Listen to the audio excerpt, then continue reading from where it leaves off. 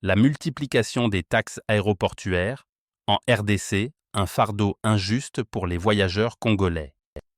Dans un pays comme la RD Congo, où plus de 60% de la population vit sous le seuil de pauvreté et où les infrastructures croulent sous le poids des ans, l'introduction récente d'une nouvelle redevance de sécurité de 30 $ américains par voyageur via un contrat avec la société Securiport, signé par le ministère de l'Intérieur, sonne comme une gifle supplémentaire aux Congolais. Ajouté au tristement célèbre GoPass de 50 $ pour les vols internationaux et 15 $ pour les domestiques, qui traîne ses chaînes depuis 15 ans malgré son institution provisoire, et à la taxe statistique de 5 $ prélevée par l'hôtel de ville de Kinshasa à l'aéroport de Njili, cette cascade de ponctions atteint un seuil insoutenable. Trop, c'est trop.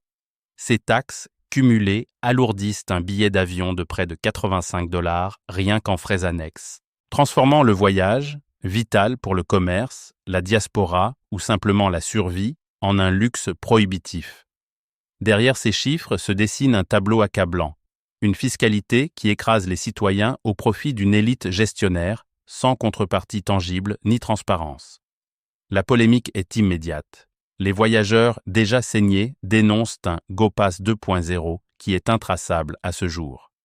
Le GoPass, quant à lui, incarne l'archétype de l'arnaque depuis son imposition initiale. Lancé en 2010 par Kabila comme une mesure temporaire pour financer l'infrastructure de développement des équipements de l'aviation civile, IDEF, et plus particulièrement le pavillon présidentiel achevé depuis des années, il devait par la suite moderniser les aéroports congolais.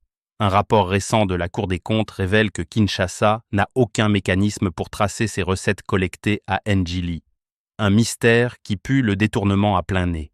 En Afrique, les prélèvements aéroportuaires sont déjà pléthoriques, 3,5% par billet contre 2,5% en Europe, rendant le continent peu attractif pour le tourisme et les affaires. En RDC, c'est pire. C'est 85 $, plus 30 $ du trajet de retour, cumulés par voyage, représentent un mois de salaire pour certains travailleurs congolais. Le gouvernement doit imposer un moratoire immédiat sur ces taxes superflues, lancer un audit indépendant des fonds IDEF et RVA et réorienter les recettes vers des infrastructures visibles.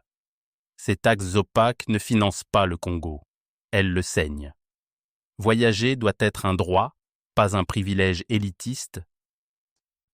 Eugène Diomine Dongala, Démocratie chrétienne.